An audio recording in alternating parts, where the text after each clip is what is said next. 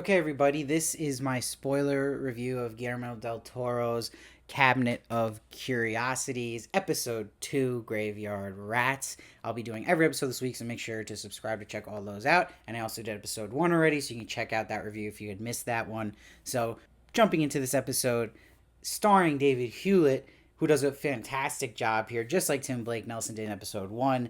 It again is in the category they're doing each night of Netflix here, where they're categorizing the two episodes released, and this is both with scavengers. So another scavenger story here with this character. And it's interesting, it's called Graveyard Rats, but you knew it wasn't going to be as simple about graveyard rats, that it meant more to that the graveyard rats are these grave robbers themselves. And what's great about Guillermo del Toro, just projects and stories, he's a big believer in having monsters in any horror he has, but the visual monsters are just a fun entity of it, but the real monsters are usually the humans in a story. That happens here, where yes, these rats are terrifying, but it's more terrifying what these humans are capable of and robbing these graves. And there's a lot of things I liked about this episode. I love this giant rat queen we see. I love its practical mostly, and that is something that I always appreciate and always looks better on screen to me than watching like something that looks like a video game.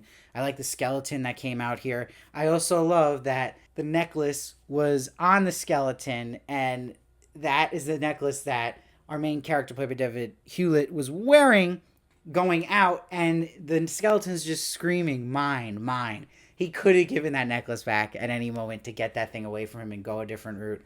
Did not. And as much as he's shouting to Jesus, he's going to change himself, going up, following that light, that he's still wearing that necklace, and that when he's getting devoured by these rats in the casket, which I love how the light led to a casket, just perfect coming all around there, that it zooms in on the necklace, and that he couldn't give up on that greed. It's still his undoing. He keeps saying he's going to change, but he's not.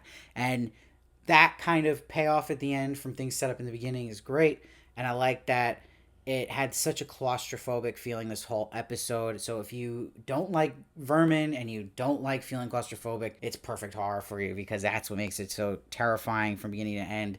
And it's very suspenseful. I'm not going to go into detail about episode 1. You can check out my review, not spoil anything, but review-wise, I did think that was a thin story, and I think this one's a little thin too for my taste. But this is a better episode 1 to me, because this one just goes full in on the suspense, intensity, and if you're not going to have some depth to the story, then at least lean in on the other stuff, and it really does. It doesn't let go here, which I appreciate. I thought it was just thrilling to watch, and I really like how it's the same grave robbers from the beginning that find him in the casket. Just again, another thing coming full circle here. So this one, to me, I'm giving an 8.1. Again, I love that this rat queen was the main creature here, and that it was mostly practical, and great lead performance again. And it has just a great tie around here with the necklace, with wanting to change, and just such a cool, memorable visual of him looking up at that light, and it just leading him to a casket himself from a man who was